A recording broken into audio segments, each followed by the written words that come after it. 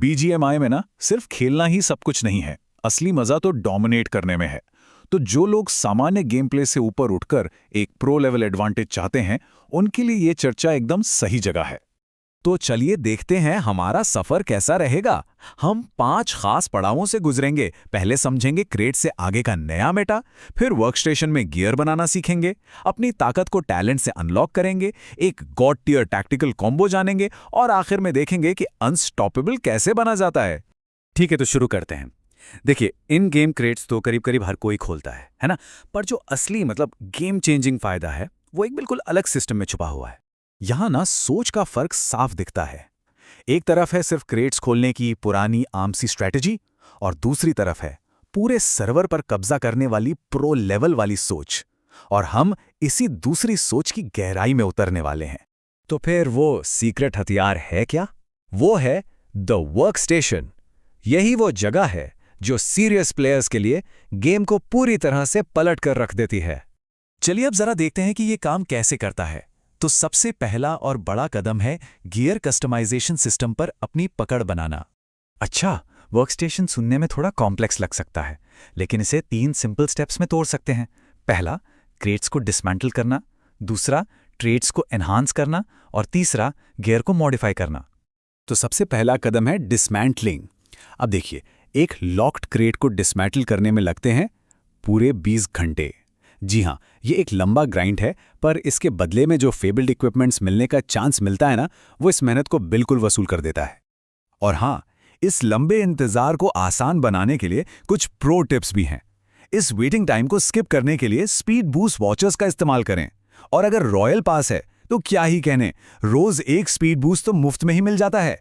अब आते हैं एनहांसमेंट पर, यानी गियर को और बेहतर बनाने पर। लेकिन यहां एक बहुत जरूरी नियम याद रखना है। किसी भी एक आइटम को सिर्फ 3 बार ही एनहांस किया जा सकता है। यह लिमिट बहुत जरूरी है, इसलिए अपने अपग्रेड्स को बहुत सोच समझकर चुनना होगा।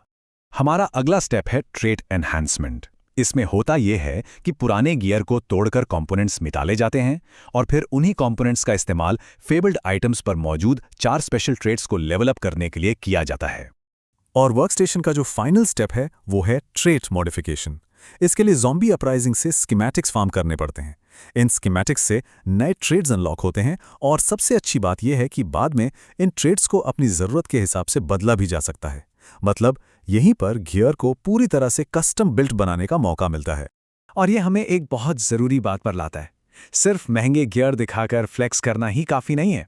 असली ताकत तो इस बात में भी है कि कैरेक्टर की अपनी स्किल्स, अपनी काबिलियत कैसी है। और बस यहीं से हम अपनी पावर के दूसरे पिलर यानी टैलेंट सिस्टम पर आते हैं।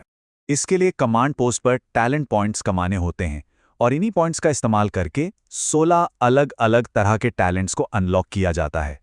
और ये टैलेंट्स 4 मेन कैटेगरीज में बटे हुए हैं: basic skills, combat skills, survival skills और एलीट स्किल्स। हर कैटेगरी का अपना एक खास फायदा है। जैसे बेसिक स्किल्स से रीलोड स्पीड और इन्वेंट्री स्पेस जैसे बफ्स मिलते हैं। कॉम्बैट स्किल्स से एम एकदम लेजर जैसा शार्प होता है और डैमेज बढ़ जाता है। सर्वाइवल स्किल्स एक प्लेयर को एक तरह का टैंक बना सकती हैं। और सबसे ऊपर आती हैं एलीट स्किल्स, जो दुश्मन के आर्मर को मक्खन की तरह पिघला देती हैं। यहाँ असली टारगेट क्या है?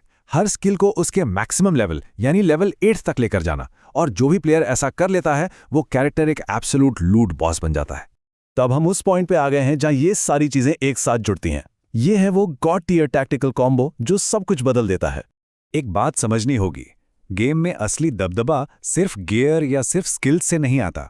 वो आता है वर्कस्टेशन और टैलेंट्स के टैक्टिकल तालमेल से, जब ये दोनों सिस्टम एक साथ मिलके काम करते हैं। और यही है वो गॉड टियर कॉम्बो जो किसी भी प्लेयर को सर्वर पर सच में राज करने की ताकत देता है। इसी कॉम्बिनेशन में मास्टरी करना ही टॉप प्लेयर्स को बाकी सबसे अलग बनाता है। तो चलिए अब इस पूरी स्ट्रैटेजी को एक साथ समेटते हैं और देखते हैं कि कोई भी प्लेयर अनस्टॉपेबल कैसे बन सकता है। ताकत का रास्ता बिल्कुल साफ है। पहला, सिर्फ क्रेट्स खोलना बंद करके वर्कस्टेशन पर मास्टरी हासिल करें। दूसरा, टैलेंट पॉइंट्स फार्म करें और अपनी स्किल्स को लेवल 8 तक मैक्स आउट करें। और तीसरा और सबसे जरूरी, अपने इन्हांस्ड गियर को एलीट स्किल्स के साथ मिलाकर गेम को डोमिनेट करें। तो आखिर में सवाल बस यही बचता है, सिर्फ खेलना है या फिर डोमिनेट करना है? और ये फैसला तो हर प्लेयर को खुद ही लेना होगा।